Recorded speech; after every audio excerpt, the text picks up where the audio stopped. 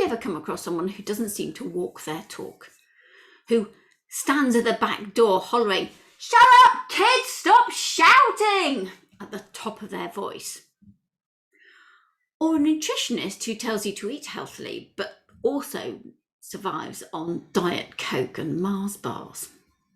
Well, contracting parties are flawed humans just like the rest of us, and sometimes they don't pay attention to the rules they have just signed up to in their contract. Mr. Mackay was one such person. He was a barrister and property developer creating his dream home, and that may be what tipped him into just playing it his way. He basically said, "I know I've signed a contract, but I can't be bothered. I'm going to do it my way." Well, obviously, when he fell out with his contractor, that all came back to haunt him in the litigation that followed. So there was a change mechanism in his contract, which basically required them to work out exactly who should give a notice, what information needed to be exchanged between the two parties, how the consequences would be agreed, such as the impact on time, cost, and quality, and then how that's recorded. Now, not all change mechanisms deal with those four really well. Some of them just say who can do it and how it should be recorded. They kind of miss out the middle steps. Some contract mechanisms just say the first two, who does it and what information needs to be exchanged. But anyway, we really need these four things if you're going to get a clear contractual mechanism. So you can make a simple mechanism, but those four things still need to be in your mind. I mean, who is the right person to give instructions on your project? Is it you? Is it someone on site? Is it an operational person, a legal person, a technical person, a commercial person? Or is it someone that embodies all those things and has a handle on what's happening on site? So when it came to his project, Mr. Mackay was quite hands-on in a way which might have been a little bit irritating to his project team. Anyway, his contract said that if he wanted the contractor to take responsibility for designing a particular element, then he individually had to give that notice to the contractor. I mean, you would.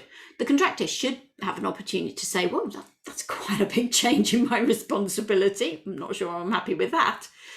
Mr. Mackay didn't do that. He let someone else do it, someone who didn't really have authority to do it. So the contractor was held to be entitled to ignore that transfer of responsibility and risk to it. So he hadn't really paid attention to the first one, who's entitled to give notice. Now, when it came to changes that he had imposed on his contractor, such as delayed completion, that normally under a JCT contract entitles a contractor to something called loss and expense. And this came back to the second item, how much information needs to be shared. So the client kept asking the contractor for more and more and more and more information in minute detail. And when it went to court, the court said, that's not right. That's not workable or effective or simple. You need a practical solution with a change mechanism. So he hadn't followed his own process because he'd not given the right instructions. And he also hadn't followed his own process because he'd asked for more information than the contract could possibly require or that was sensible or practical. Now, there were lots of records, a lot of them emails, and a lot of them had a lot of, shall we say, florid, maybe sweary language in. So it's really important to remember that any record you do create ought to be a standalone record. So you could create a change or variation order, and that's quite common on big projects. But actually, you should have that sort of mechanism even on smaller projects, because a standalone document signed by both parties saying what the change is, who's authorised it, and the impact on the project tackling those consequences is really useful. Because then you don't have to need to look through a whole load of sweary emails in order to find the records. So really important that when you ask for something, you realise that it is going, and it's a change, it is going to have an impact on other things. The British Library is a classic example where people kept asking for the best. I mean, this is the British Library after all, without realising what the impact on cost, I think it was 4 times over budget, and programme, I think it was about 7 years late, would be. So we need to make sure those consequences are clear, because actually if somebody says to you all, I know it's a kind of blue, but if we did it this grey, then it would look lovely. But if that's going to cost you 4 times as much or take 4 times as long, you might just stick with some sort of paley blue rather than go to the grey. So understanding what you're being asked so you can make an informed decision based on information that you've been given, or estimates or quotes for each little change, is really useful.